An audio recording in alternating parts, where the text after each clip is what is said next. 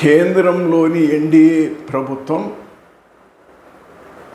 11వ బడ్జెట్లో కూడా ఆంధ్రప్రదేశ్కు తీవ్రమైనటువంటి అన్యాయం చేసింది. ప్రత్యేక హోదా నుంచి ఊసే లేదు. పోలవరం గురించి పై మాటలు మాట్లాడినారు. రాజధాని గురించి ఇచ్చిన 15,000 కోట్ల రూపాయలు అప్పా గ్రాంట్ అనే క్లారిటీ లేదు.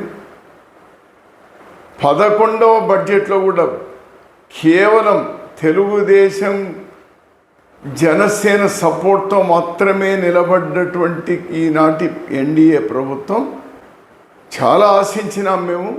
మరోసారి నిరాశ మిగిలింది. ఇప్పుడు రాష్ట్రంలో ఉన్నటువంటి ప్రాంతీయ పార్టీలు నిర్ణయించుకోవాలి, వారితో పోరాడుతారా లేకపోతే సాధిస్తారా. ఇప్పటికీ సాధించకపోతే రాష్ట్రానికి ఎప్పుడు న్యాయం జరుగుతుంది? ప్రత్యేక హోదా అనేది ఒక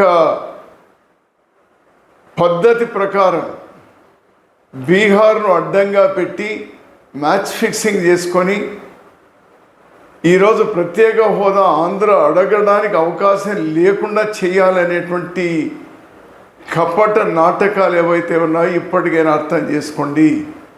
సాధించాలి. ఆంధ్రప్రదేశ్ హక్కులుగా ఉన్నటువంటి అన్ని విషయాలు సాధించుకోవాలి.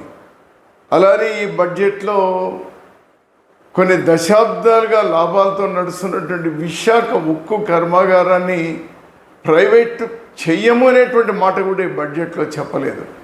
వీటి మీద మన రాష్ట్రంలో ఉన్నటువంటి 3 పార్టీలు, ఒక పార్టీ కూడా కాదు, తెలుగుదేశం జనసేన అధికారంలో ఉన్నాయి కాబట్టి ఎక్కువ బాధ్యత, అంతే బాధ్యత జగన్ పార్టీకి కూడా. ఎందుకంటే మీకు కూడా రాజ్యసభ ఎంపీలు ఉన్నారు, లోక్సభ ఎంపీలు ఉన్నారు. మీరందరూ కూడా కేంద్ర ప్రభుత్వాన్ని ఈ బడ్జెట్ సమావేశంలో నిలువరించాలి.